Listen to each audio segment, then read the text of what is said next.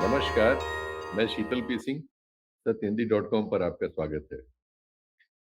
तो देश की आर्थिक परिस्थितियों पर बातचीत करने के लिए आज हमारे साथ फिर से पंकज पचौरी जी मौजूद हैं और पंकज पचौरी जी ने इधर बहुत सारे ट्वीट किए हैं। आप अगर इनके ट्विटर अकाउंट को फॉलो करते हैं, तो उसमें बहुत सारी ऐसी बातें हैं जिन पर मुझे लगता है आप लोगों का भी कौतूहल होगा, मुझे तो है। तो उस पे सब पे शुरुआत करते हैं कि करके इनसे पूछने की और बिना किसी भूमिका बांधे, आप पंकज जी को जानते ही हैं। तो मैं सीधे सवाल पे आता हूँ। हुजूर हम कहाँ पहुँच गए हैं और कहाँ पहुँचेंगे? हम क्या हैं, क्या थे और क्या होंगे अभी बहुत ही प्रसिद्ध कविता है। जी। और इसमें अब हम क्या थे, हम अमृत महोत्सव से आफ़त महोत्सव में प्रवेश कर चुके हैं। ओह! और उसका सीधा जो एक सबूत है, वो ये है कि प्रधानमंत्री जी ने हुँ, 5-7 चीज़ों की लिस्ट दी है लोगों को कि आपको ये नहीं करना है। हुँ, जिसमें कि लोग काफ़ी परेशान हैं, अब कह रहे हैं सोना खरीदना नहीं है आपको, 1 साल के लिए सोना ना खरीदें, विदेश भ्रमण ना करें, विदेश में शादियाँ ना करें, तेल कम खाएँ, घर से बैठकर ऑफ़िस का काम करें। तो ये सारी चीज़ें जो हैं इसका सबूत है कि अर्थव्यवस्था में बहुत बड़ी एक समस्या है, बहुत बड़ा संकट हमारे सामने है और प्रधानमंत्री चाहते हैं कि हम हमारे देश का जो पैसा है, वो बाहर ना जाए और जो क्योंकि जो भी पैसा बाहर जाता है, वो डॉलर में जाता है और डॉलर को हम बचाएँ। तेल की कम खपत करें, तेल बहुत जो होता है। सोना जो है उसको वो करें। तो ये सारी चीज़ें उन्होंने कही हैं कि आप जो है ऑस्टेरिटी मेजर्स जो हैं और शालीनता से काम करें और मेट्रो में सफ़र करें, गाड़ियों का इस्तेमाल ना करें। प्रधानमंत्री आजकल विदेश की यात्रा पर हैं, हमारी शुभकामनाएँ उनके साथ हैं कि वहाँ पर वो ज़्यादा से ज़्यादा इन्वेस्टमेंट जो है वो हिंदुस्तान में लाएँ और उससे हिंदुस्तान की जो है तरक्की हो और अर्थव्यवस्था हमारी मजबूत हो। इस पर आपसे पूछ सबसे लूँ बड़ा ज़रा स आप 1 सेकंड इसी पर, क्योंकि आपने अभी कहा कि प्रधानमंत्री जी बाहर से इन्वेस्टमेंट लाए। पिछले 2-3 सालों में ऐसे डिटेल्स आ रहे हैं और आपके टिप्पणियों में भी वो है कि हमारा जो फॉरेन डायरेक्ट इन्वेस्टमेंट है, वो लगभग सूख गया है। ज़रा इसको दर्शकों को हमारे क्लियर कर दें, क्योंकि मैं भी बहुत इकोनॉमिक्स में इतना जानता नहीं हूँ, मैं भी समझना चाहता जी हाँ, बिल्कुल और वो उसका कारण उसके कई सारे कारण हैं, लेकिन सबसे बड़ा कारण ये है कि हमारा जो जितना हम माल दूसरे मुल्कों को बेचते हैं, उससे 100 बिलियन डॉलर क ज़्यादा का माल हम दूसरे देशों से खरीदते हैं। तो पहली तो एक वो स्थिति हो गई, आपका बैलेंस ऑफ पेमेंट जो है, वो खराब है। दूसरा आपका एक होता है कैपिटल डिपॉज़िट जो होता है तो उसमें सबसे बड़ी समस्या ये है कि हिंदुस्तान से अब जो निवेश कर रहे हैं लोग वो बाहर ज़्यादा कर रहे हैं और अब बाहर से कम निवेश आ रहा है। तो ये 2 बड़ी जो चीज़ें हैं, इसकी वजह से हमारा ज़्यादा पैसा बाहर जा रहा है और जब पैसा बाहर जाता है तो वो डॉलर में जाता है, तो इसलिए हमारे पे डॉलर की कमी है। और इसीलिए जो तेल हम जो खरीदते हैं उसका पेमेंट भी डॉलर में होता है और इसलिए वो समस्याएँ जो हमारे ऊपर ये हैं। तो ये अब लगातार पिछले अब आँकड़े अगर आप उठा के देखें मैं आपको बता दूँ कि पिछले कुछ सालों से अगर हम इसे देखें तो हमारे यहाँ पर जो कैपिटल अकाउंट जो है वो लगातार उसके ऊपर दबाव है और ये अभी शुरू नहीं हुआ है। इसको शुरू होने में काफ़ी समय लगा है और सबसे बड़ी बात इसमें ये है कि हम जो ये सोच रहे थे अब तक कि थोड़े दिनों में ये सब ठीक-ठाक हो जाएगा मामला और सब म प्रधानमंत्री जो बाहर जा रहे हैं, हमने तमाम जो डील्स की हैं ये सब अलग-अलग मुल्कों के साथ में, तो ये सब ठीक हो जाएगा। अब इसमें ये देखिए कि 2001 से 2005 के बीच में जो अटल बिहारी वाजपेयी साहब का टाइम है, उसमें कुल हमारी जो जीडीपी है उसका ती 2.7% जो है, वो हमारा कैपिटल अकाउंट, फाइनेंशियल अकाउंट में हुआ करता था। जो कि 2006-2010 के बीच में जब बूम हिंदुस्तान में अचानक से आया था और ये बूम उसके बावजूद आया था कि लीमन ब्रदर्स वहाँ पर क्रैश कर गया था और फाइनेंशियल सिस्टम पूरी दुनिया का गड़बड़ा गया था, लेकिन इसके बावजूद हिंदुस्तान में जो पैसा आना था, वो रुका नहीं बल्कि वो लगभग दूना हो गया, 2.7 से 4.5 हो गया। 2010 तक ये स्थिति थी। 2010 के बाद में स्थिति और बिगड़ी थोड़ा-सा और ये 3.9 हो गया। अब हालात ये हैं 2021 से 2025 के बीच में अगर हम देखें ये कोरोना के बाद में, तो 1.9 के आसपास है, यानी आधे से भी कम हो बहुत गया है नीचे हमारा रहा कैपिटल और जो बहुत फाइनेंशियल नीचे रहा। अकाउंट है। तो ये समस्या अभी की नहीं है, ये समस्या 2016 से शुरू हुई है। 2016 से पैसा आना हिंदुस्तान में जो है, वो लगातार कम हो रहा है। अब एक मैं बड़ी आपको बात बताऊँ, वो ये है कि पिछले महीने हिंदुस्तान के तमाम कारोबारी अमेरिका में इकट्ठे हुए और उन्होंने ये ऐलान किया है कि वो $20 बिलियन जो हैं, वो अमेरिका में लगाएँगे। अब आप ओह! समझ सकते हैं, ये उसे बोलते हैं उल्टी गंगा बहना, कि एक तरफ हम कह रहे हैं, जनता से बोल रहे हैं कि आप तेल कम खाइए क्योंकि डॉलर बचाना है। दूसरी तरफ हमारे जो निवेशक हैं, हमारे जो कॉर्पोरेट के लोग हैं, वो अमेरिका में अनाउंस करते हैं और बाकायदा इसका सबूत ये है कि अमेरिका की जो हिंदुस्तान में जो राजदूत है, रा रा दूतावास है, उसने इसके ऊपर प्रेस रिलीज़ जारी की है। तो एक तो वो हो गया $20 अरब तो आपका उसी में चला गया। दूसरा श्री अडानी जो हैं, अडानी इतना बड़ा कारोबार चलाते हैं, उन्होंने अभी-अभी उनके बारे में खबर आई है कि वो $10 अरब वो भी अमेरिका में लगाने जा रहे हैं क्योंकि उनके खिलाफ केस चल रहा है और वहाँ कोर्ट में उनके वकीलों ने कहा है कि हम $10 अरब लगाएँगे और 15,000 अमेरिका के लोगों को जो है वो हम नौकरियाँ देंगे अमेरिका में। तो $30 अरब तो आपका वो चला गया वहीं पर। अब आप समझ लीजिए कि $100 अरब का जो कि हर साल आपके ऊपर जो डेफ़िसिट हमारा है, जो कमी है हमारी, उसमें ये $30 अरब और यानी 30% और 33% के आसपास ये है। तो इससे देश में डॉलर की लगातार कमी होती जा रही है। हालात ये हैं कि जब हमने ये कार्यक्रम शुरू किया था, तो $1 की कीमत जो है, वो ₹96 से ऊपर थी और शायद जब हम ये कार्यक्रम खत्म करेंगे, तो वो 97 तक पहुँच सकती है। तो ये इस तरह के हालात तो हैं। इस ये वजह से आप क्या लगता अर्थव्यवस्था है कि ये डॉलर के अगेंस्ट रुपया सैकड़ा पार कब करेगा, रिकॉर्ड कब बना देगा? अब ये एक मानसिक जिसे कहते हैं ना कि साइकोलॉजिकल वो है कि वो सेंचुरी बनेगी, नहीं बनेगी कोहली की। तो ये जो है एक साइकोलॉजिकल ठीक है, 100 करे, देखिए 100 करे, 102 पे चला जाए, 99 पे रह जाए, उससे असर नहीं पड़ता। क्योंकि आपका जो कुल घाटा है आपका, वो उस पर बहुत ज़्यादा असर नहीं पड़ेगा, 1-2 रुपए ऊपर-नीचे होने से। आपको तो ये देखना है कि ₹58 के ऊपर था जो ये सिर्फ़ 12 साल पहले, 58 से अब ये हम 100 की बात कर रहे हैं। तो ये स्थिति जो और ये बहुत आप इसके गंभीर स्थिति है, आप इसके क्योंकि पंकज जी कारण बताइए दर्शकों को कि ये हालत हमारी क्यों? इसका कारण सबसे बड़ा ये है कि हम जो हैं वो उछल-कूद ज़्यादा करते हैं जब हम अर्थव्यवस्था की बात करते हैं।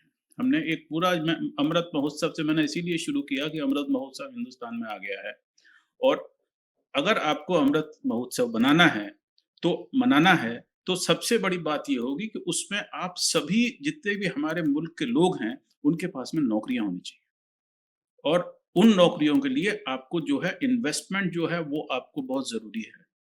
सरकार जो इन्वेस्ट करती है बड़ी-बड़ी चीज़ों में सड़क बनाती है, एयरपोर्ट बनाती है, तो उन चीज़ों में जो इन्वेस्टमेंट होता है, वो कुछ समय के लिए होता है। आपने एक सड़क बना दी, उसके बाद में वो नौकरियाँ खत्म हो गई।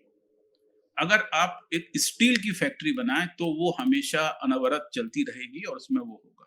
और हालात इस समय ये हैं कि हमने एक तरफ तो ये जो हमारे बड़े-बड़े पूंजीपति हैं, उनसे बोला कि आप जो है देश चलाइए।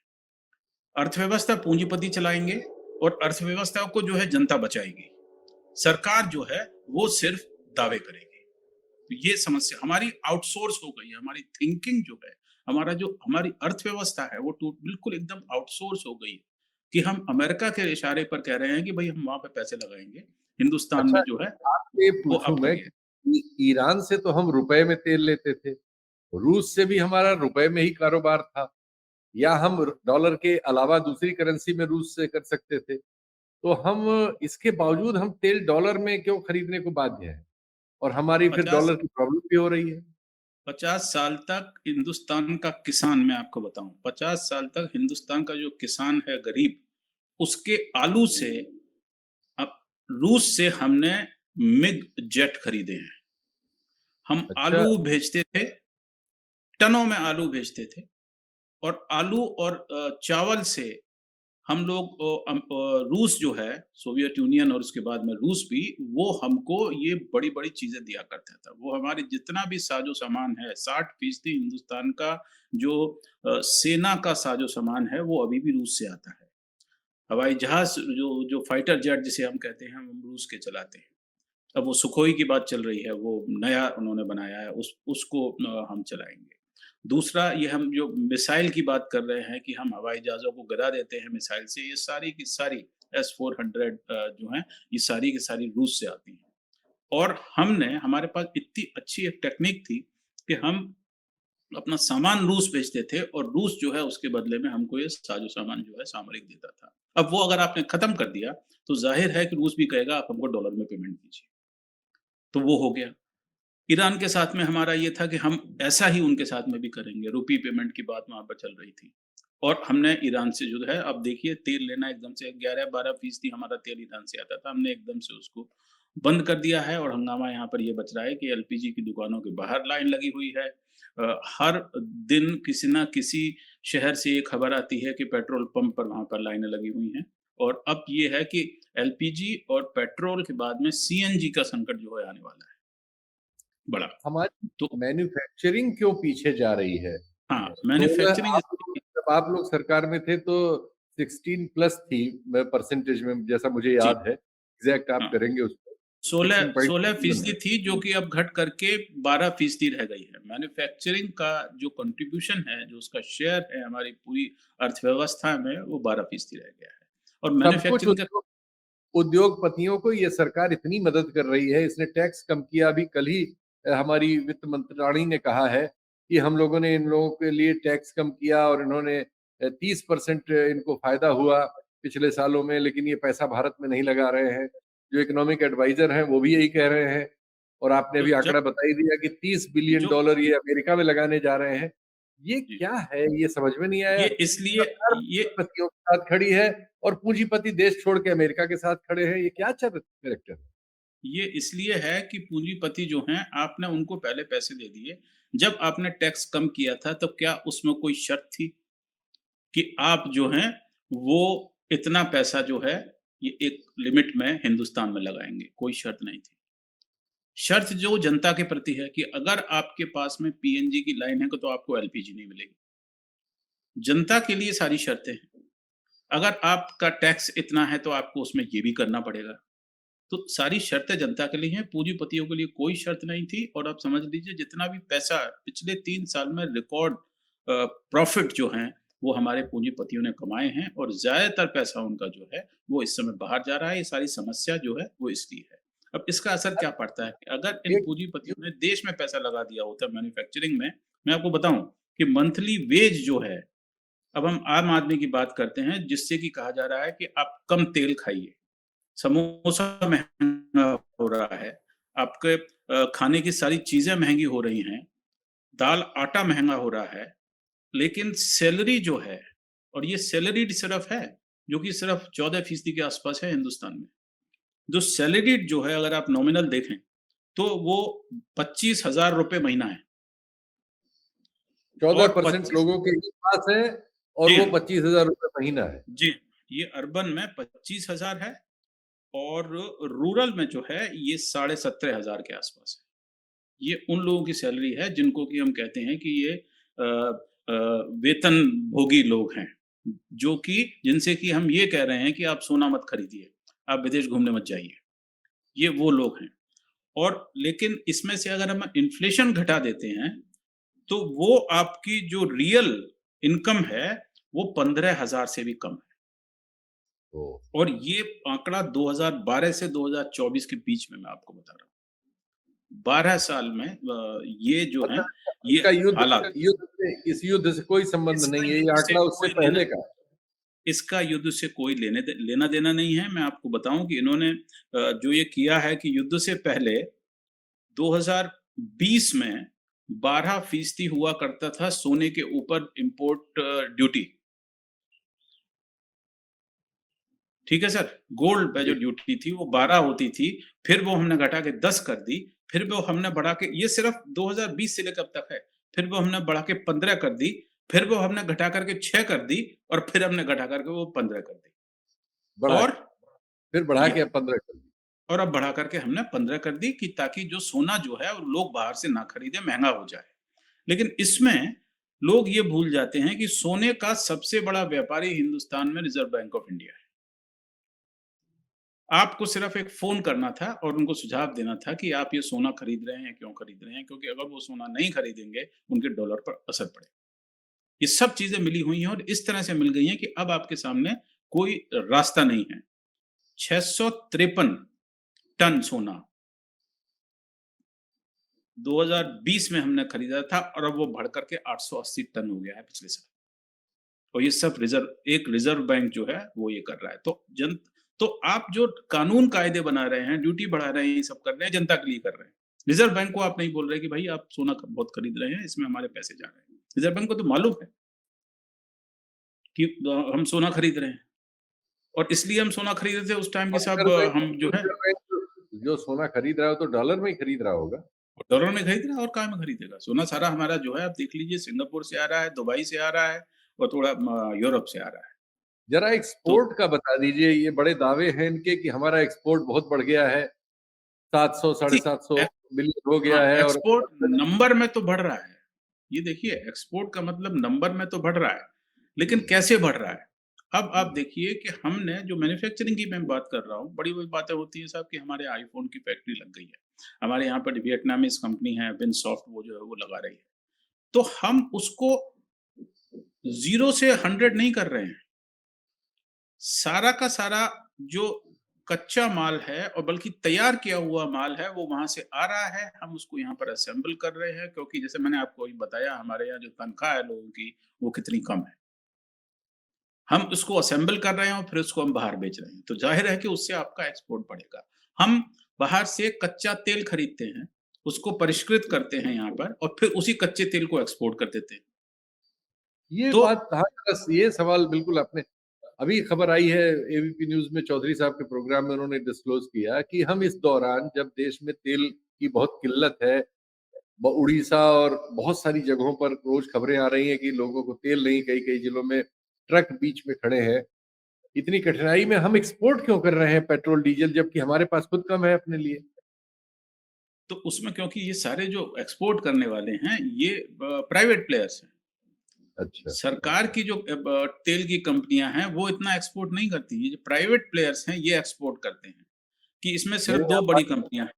अंबानी एक है और सारथी एक जो वो उसका नाम बदल गया जो है, हाँ, उन्होंने नयारा नयारा जो है नायरा। 2 कंपनियाँ हैं जो बाहर से खरीदती हैं। तो रूस से जितना तेल आया सस्ते हुँ, में, वो हुँ, इनके पास में आया और उन्होंने महँगे में इन्होंने वहाँ पे यूरोप में बेच दिया उसको। उसका देश हुँ, से कोई लेना-देना नहीं है। हुँ, तो मज़े की बात ये है कि अब सरकार जो है वो कानून बनाती है जिसका सीधा फ़ायदा जो है वो बिज़नेस हुँ, को होता है। जनता हुँ, को देश की जनता को कोई फ़ायदा नहीं होता है। आँकड़ों में आपका एक्सपोर्ट बढ़ जाता है। हुँ, हुँ, लेकिन वास्तव में आपका एक्सपोर्ट नहीं बढ़ा है, वो कैसे बढ़ेगा? हुँ, जब ये सरकार आई थी, तो हुँ, 19% के आसपास हम तेल अपना जो पूरी खपत है, उसका हम हिंदुस्तान में बनाया करते थे, उसको निकाला करते थे तेल को। इस समय वो 12% रह गया है। ये तो क्या ये हुआ? ये सिर्फ भी ज़रा समझाइए, ये मेरी भी समझ में नहीं आता क्योंकि कि आपकी हमारे खपत टन पहले लगातार खपत बढ़ती जा रही है, आप मैन्युफैक्चर नहीं कर रहे हैं। क्या आपने पिछले 10 साल में ऐसी कोई खबर पढ़ी कि यहाँ पर बहुत बड़ा तेल का कुआँ कहीं पर मिला है आपको? नहीं मिला है। सरकार की बड़ी कंपनियाँ हैं, ओएनजीसी है, हिंदुस्तान पेट्रोलियम है, भारत पेट्रोलियम है, इंडियन ऑयल है, बड़ी-बड़ी कंपनियाँ हैं। और ओएनजीसी जिसका सिर्फ निर्माण इसी के लिए हुआ था कि आप गैस और तेल जो है उसकी खोज करें, उन्होंने कोई बड़ी खोज पिछले दिनों में नहीं की है। क्यों? पिछली सबसे वो इसलिए नहीं की है क्योंकि जो खोज करने वाले हैं वो प्राइवेट हैं। केजी बेसिन जिसकी हम बात करते हैं, जो कि अंबानी का रिलायंस का बेसिन है, सबसे हुँ, बड़ी खोज जो है वो उन्होंने की थी पिछली। उसके हुँ, बाद में हिंदुस्तान में तेल की कोई खोज नहीं हुई है। ऐसा नहीं है कि हिंदुस्तान में तेल है ही नहीं। हुँ, तेल है हिंदुस्तान में और उसकी खोज की जा सकती है। तो एक तो ये सबसे बड़ी बात है कि उसकी वजह से हमारा जो टोटल जो है डिपेंडेंसी जो है तेल के ऊपर जिसकी वजह से सारा ये बवाल है कि भाई 13 अंश माने वो झगड़ा हो गया वहाँ पर और तेल आना हमारा सारे मुल्कों से बंद हो गया। तो हुँ। ये उसका वो है। तो आप डिपेंडेंस एक तरफ आप एक्सपोर्ट में डिपेंडेंट हैं कि आप और देशों से सामान मँगा करके तो वो इम्पोर्ट भी तो बढ़ रहा है ना आपका। अगर आप और देशों से कच्चा माल मँगा करके यहाँ पर बना के आईफ़ोन बेचते हैं, तो वो आप कर रहे हैं। तो इसीलिए आपका जो बैलेंस ऑफ पेमेंट है, जो घाटा है देश का, वो लगातार बढ़ता जा रहा है। 100 अच्छा, बिलियन डॉलर के आस-पास हो गया और इधर सबसे जापान ज़्यादा ये चीन के साथ हो रहा है। इधर जापान टाइम्स ने एक खबर दी है और टिप्पणी की है, ट्विटर पर ही है, एक्स पर। और इसके पहले एक जो विश्व प्रसिद्ध एक शर्मा जी हैं, अमेरिकन नागरिक हैं लेकिन भारतीय मूल के हैं। रुचिर शर्मा या क्या नाम है उनका जो रुचि शर्मा, दे जी हाँ, हाँ, रुचि शर्मा।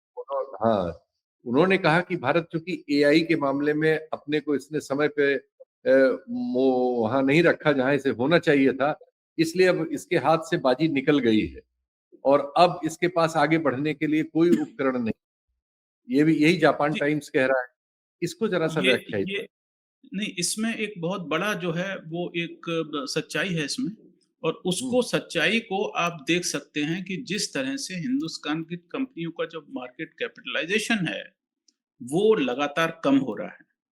हुँ, हम लोग कोई नंबर 4 के आस-पास पहुँच गए थे और हुँ, अब वो लगातार कम हो रहा है। मैंने आज ही इसके ऊपर एक अच्छा वो देखा है और मैं हुँ, आपको जो आंकड़े हैं उसको उनसे 2-4 करा देता हूँ जी। कि किस तरह से ये हुआ है। अब आप देखिए कि हमारा जो मार्केट कैप है, हुँ, हुँ। माफ़ कीजिए मैं ज़रा देख रहा हूँ काफ़ी सारा जो आपने आपके लिए मैंने माल मसौदा तैयार किया था, धन्यवाद, उसमें धन्यवाद, हाँ, धन्यवाद। ज़रा उसमें दर्शकों को ये हमारी बताइए। हाँ, तो उसमें ये चीज़ें भी हैं कि कहाँ पर कितना जो है अ, जी हाँ, अब आप देख सकते हैं कि इमर्जिंग मार्केट जिसे हम कहते हैं जिसमें हिंदुस्तान का पार्ट है और हम उसी जो विदेशी लोग जो इन्वेस्ट करते हैं, जो पूँजी निवेश करते हैं, वो इमर्जिंग मार्केट में सबसे ज़्यादा है और सबका इनका हाल है। इस समय इमर्जिंग मार्केट में हाल ये है कि हमारा नंबर जो है चीन, वियतनाम, मलेशिया, थाईलैंड और ब्राज़ील के बाद में आ रहा है। अच्छा। और इस वजह से कोई 8.5% हमारा जो मार्केट कैपिटलाइज़ेशन टोटल है देश का, हुँ, 8.5% सिर्फ़ जनवरी से अब तक जो है वो कम हो गया है। हुँ, और बाकी जो मुल्क हैं ताइवान और ये और हमसे आगे निकल गए हैं हुँ, साउथ कोरिया। और इसमें हुँ, जो एआई की उन्होंने बात की कि इस समय जो विदेशी आदमी है वो तो वहीं पैसा लगाएगा जिसके पास में पैसा है जहाँ उसे प्रॉफ़िट होगा। हुँ, हमारे पास में एआई के नाम पर धेला नहीं है। हुँ, हमने इतनी बड़ी मिनिस्ट्री खोल रखी है, एआई महोत्सव हम बना रहे हैं, लेकिन जो एआई की जो मेन चीज़ है सेमीकंडक्टर बनाना, वो हुँ, हमारे पास में नहीं है। हुँ, हमारे पास में उसकी काबिलियत ही नहीं है। कोई भी कंपनी ऐसी नहीं है जो एआई बनाए। हुँ, अभी टाटा वगैरह इन लोगों ने जाकर के इन्वेस्ट करना शुरू किया है बाहर की छोटी कंपनियों में कि हम एआई जो है और सेमीकंडक्टर्स बनाएँ और माइक्रोचिप बनाएँ और फिर ये करें। हम क्या कर रहे हैं कि हम जो डेटा सेंटर होते हैं, जो कि डेटा को प्रोसेस करते हैं, वो बना रहे हैं हिंदुस्तान में। हुँ, लेकिन हुँ, उससे हमारा फ़ायदा नहीं हो रहा है क्योंकि वो डेटा सेंटर कंपनी के लिए बन रहे हैं। गूगल जो है, हुँ, वो दसियों हज़ार करोड़ का डेटा सेंटर बना रहा है आंध्र प्रदेश में। लेकिन वो हुँ, हिंदुस्तान के लिए नहीं बना रहा है, वो अपने काम के लिए बना रहा है। तो जो ओके। हमने जो हाँ, हम जो काम कर रहे हैं एआई में, वो हम हुँ, जो उसकी जो बेसिक उसमें जो इनोवेशन है, उसमें जो आविष्कार है, हम वो नहीं कर रहे हैं। हुँ, हम सिर्फ़ लोगों को डेटा सेंटर पे भेज करके और उनसे काम करवा रहे हैं। हुँ, और इसकी आड़ में पूरी की पूरी प्राइवेट इंडस्ट्री ने हुँ, लोगों की छँटनी शुरू कर दी है, चाहे वो टीसीएस हो, हुँ, टाटा सर्विसेज़, चाहे वो हुँ, इन्फोसिस हो, चाहे वो विप्रो हो, हुँ, सारी कंपनियों ने छँटनियाँ की हैं पिछले 2-3 साल में कि हम एआई करेंगे। हुँ, लेकिन एआई कोई नहीं कर रहा है। हुँ, कोई भी आप समझ सकते हैं कि ये जो ऐप होते हैं आपके फ़ोन के ऊपर है, इस ऐप को डेवलप करने का यहाँ पर हमारे पास में कोई वो नहीं है कि ये ऐप कैसे काम करे। हुँ, ऐप बना देंगे हम। हुँ, लेकिन वो किसी और के इंफ्रास्ट्रक्चर पे होगा, किसी और के डेटाबेस पर होगा और वो ही उसको चलाएगा। अमेज़न अमेज़न जो कंपनी है, जो चीज़ें बेचती है, हाँ, हिंदुस्तान में सबसे ज़्यादा इस समय पैसा कमा रही है एडब्ल्यूएस से, हुँ, अमेज़न वेब सर्विसेज़। अच्छा क्या चीज़ है और ये? ये अमेज़न वेब सर्विस है कि आपने ऐप बनाया या आपका अखबार जो है वो वेबसाइट पे है, आपने अमेज़न से लाइक रेंट कर लिया, हाँ, किराए पे आपने उनका जो है क्लाउड ले लिया। अच्छा, क्योंकि आपके पास तो इतनी सलाहियत है नहीं कि आपका अपना क्लाउड हो। भारत ओह! क्लाउड कुछ ऐसा है नहीं कि सरकार ने बनाया हो, दिया हो किसी को। तो हमारा ये पैसा बाहर जा रहा है। आप ये समझ सकते हैं कि गूगल, हुँ, अमेज़न और मेटा इस हुँ, वजह से हिंदुस्तान में न्यूज़ में सबसे हुँ। बड़ी इंडस्ट्री बन गए हैं। ओह! जी हाँ, न्यूज़ में अगर आप इन सबको इनका पैसा मिला लें कि कितना पैसा बनाया है, तो जितने भी आपके अखबार हैं, टाइम्स ऑफ इंडिया और ये टी टीवी 18 न्यूज़ चैनल वगैरह सबको मिला कर के 3 कंपनी जो हैं, ये उससे ज़्यादा पैसा हिंदुस्तान में बना रही हैं। ओह! तो ये तो आपकी जो इन्फॉर्मेशन टेक्नोलॉजी में जो आप बात करते थे कि हम बहुत बड़े बादशाह हैं, हम पूरी दुनिया अच्छा चला ये रहे हैं, बताइए, जो हमारे प्रधानमंत्री जी ने बहुत मेहनत करके अमेरिका से अपने रिश्ते बहुत अच्छे बनाए हैं और इज़राइल से तो बिल्कुल भाईचारा ही हो गया है, रिश्तेदारी हो गई है। हमारे सब संघी ब्रदर्स जो हैं भक्तगण, वो जय इज़राइल करते हैं, चूँकि वो मुसलमानों के प्रति नफ़रत से भरे हुए हैं। तो वो गाज़ा में मारे जाने वाले बच्चों के मामले पे भी छाती पीट के खुशी मनाते हैं। मतलब दुःख प्रकट करने की जगह उनको इससे खुशी होती है कि वहाँ गरीब साधारण बच्चों को मार रहा है इज़राइल।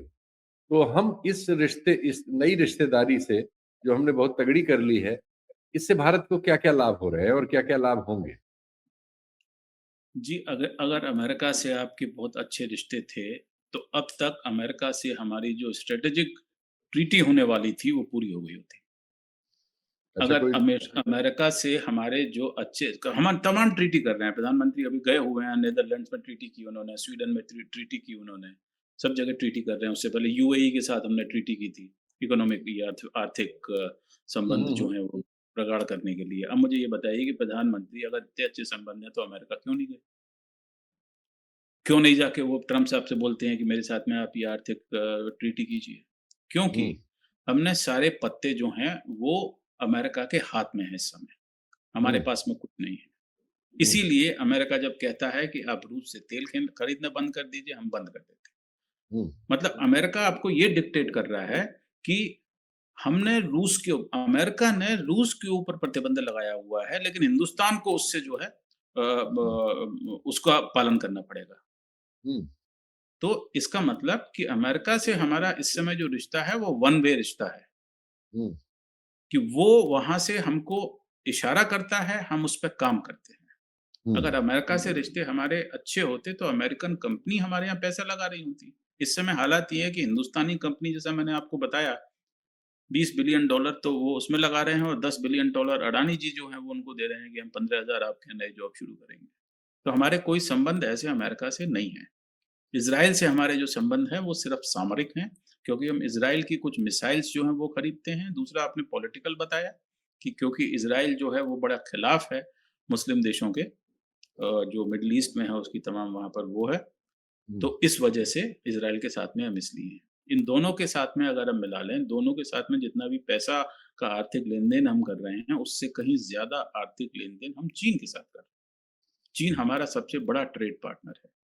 हुँ, अगर प्रधानमंत्री जी कहते हैं कि आप ईवी स्कूटर चलाइए इलेक्ट्रिसिटी के, तो आप समझ लीजिए कि हर एक ईवी स्कूटर जो हिंदुस्तान में है, वो चाइनीज़ जो प्लेटफ़ॉर्म है उसके ऊपर बना हुआ है। क्योंकि हम लोग स्कूटर जो है, उसका जो इंजन जो होता है, वो हम नहीं बनाते। वो सारा माल बाहर से आता है, उसको अलग-अलग रंग देके अलग-अलग उसका खाँचा में बिठा करके हम उसपे अपना ठप्पा लगा करके ये एथर इंडस्ट्री और तमाम तरह की ईवी कंपनियाँ जो आ गई हैं, ये सब वही कर रही हैं क्योंकि हम जो ईवी मोटर है वो नहीं बनाते। और इसलिए चीन के साथ में हमारा जो बैलेंस है, हमारा जो इम्पोर्ट-एक्सपोर्ट है वो लगातार घाटा हमारा बढ़ता जा रहा है।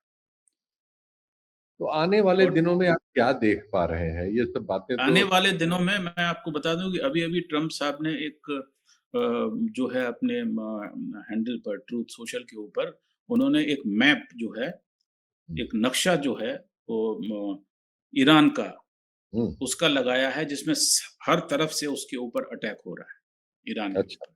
अच्छा, हाँ, और वो इसलिए लगाया है कि उनकी जो चीन यात्रा है वो एकदम से फ्लॉप रही है। हुँ, चीन यात्रा में उनको कुछ वहाँ से नहीं मिला है। हुँ, क्योंकि चीन ने कहा कि हम जो है सबसे पहले ताइवान के ऊपर बात करेंगे कि आप ताइवान के बारे में कुछ नहीं बोलोगे। उस चीन हुँ, शी जिनपिंग जो कि बहुत जिसे कहते हैं नाप-तोल कर बोलते हैं। मैंने हुँ, 2-3 नेता देखे हैं दुनिया में जो बड़ा नाप-तोल कर बोलते हैं, शी जिनपिंग उनमें एक है। हुँ। उन्होंने ये कहा कि अगर अमेरिका ताइवान के बारे में ज़्यादा बात करेगा तो it can lead to conflict and confrontation. ओह! जी हाँ, जो शब्द जो वहाँ से आ रहे हैं कि कॉन्फ्लिक्ट एंड कन्फ्रंटेशन बोला, इसका मतलब कि आर-पार की लड़ाई हो जाएगी, इस चक्कर में मत पड़ो। और इसलिए ट्रम्प साहब ने वहाँ पर ताइवान के ऊपर कुछ भी नहीं बोला।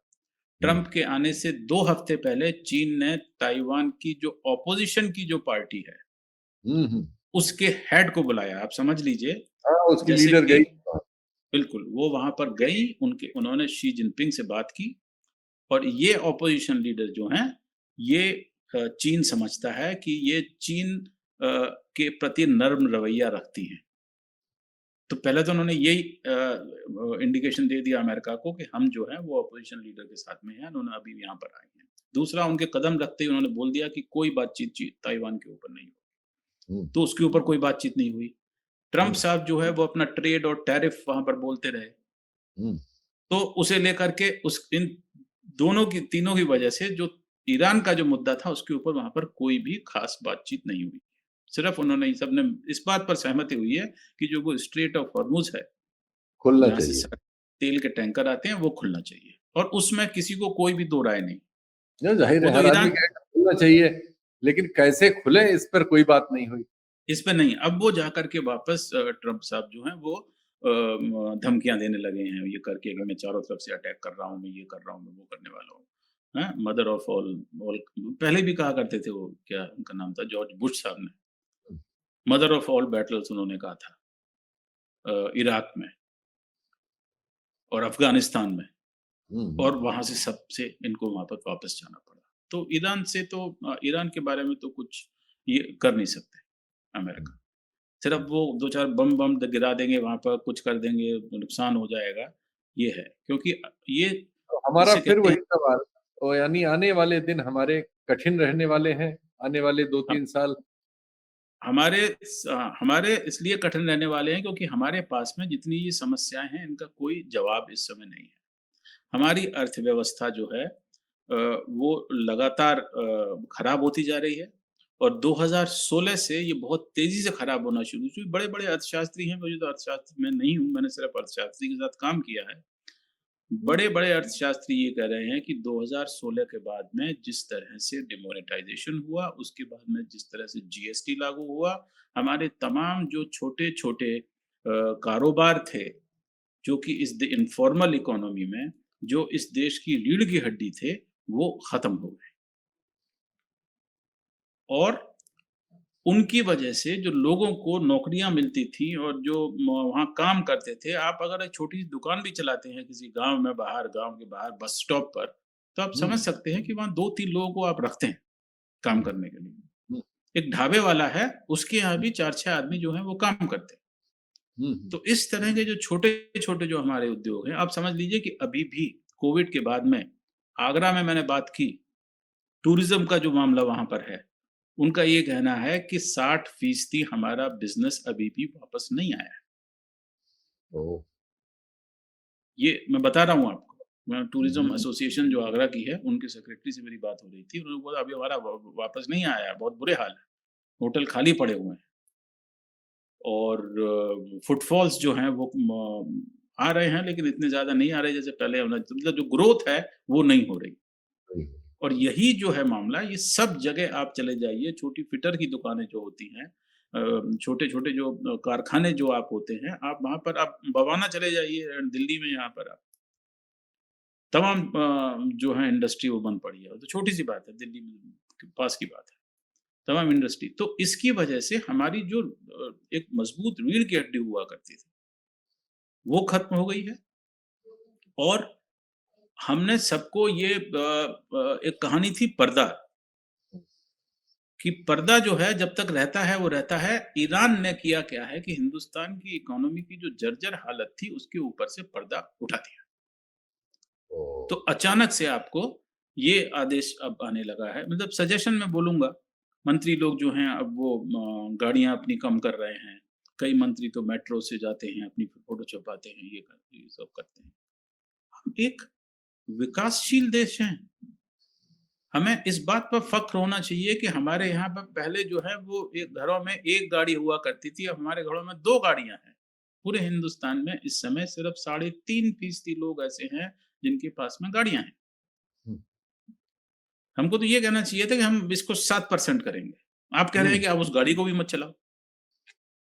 तो ये तो आपने विकास का बिल्कुल उल्टा कर दिया ना। ये तो आप हुँ, कदम अपने पीछे कर रहे हैं।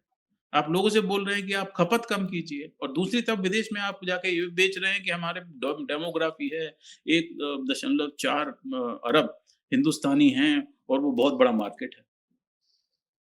तो ये स्ट्रक्चरल प्रॉब्लम है और ये आइडियोलॉजिकल प्रॉब्लम है।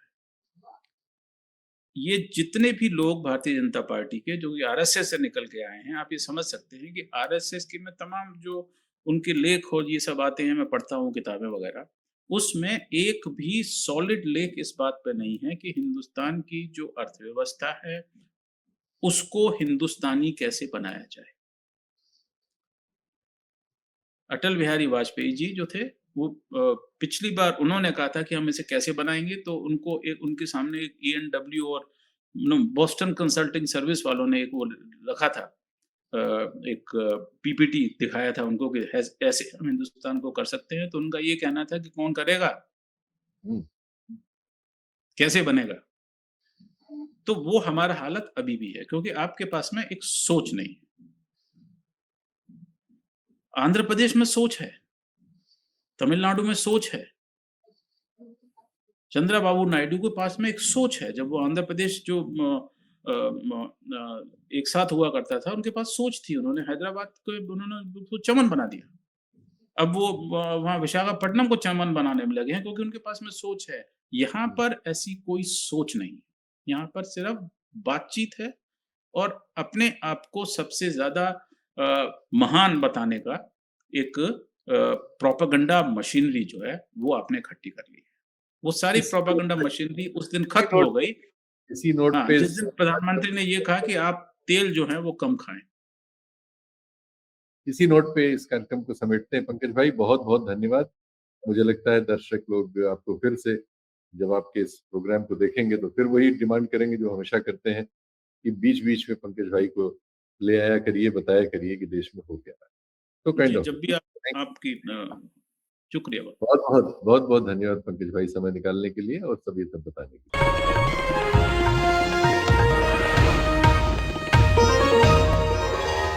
Copyright disclaimer under Section 107 of the Copyright Act 1976. Allowance is made for fair use for purposes such as criticism, comment, news reporting, scholarship, and research. Fair use is a use permitted by copyright statute that might otherwise be infringing.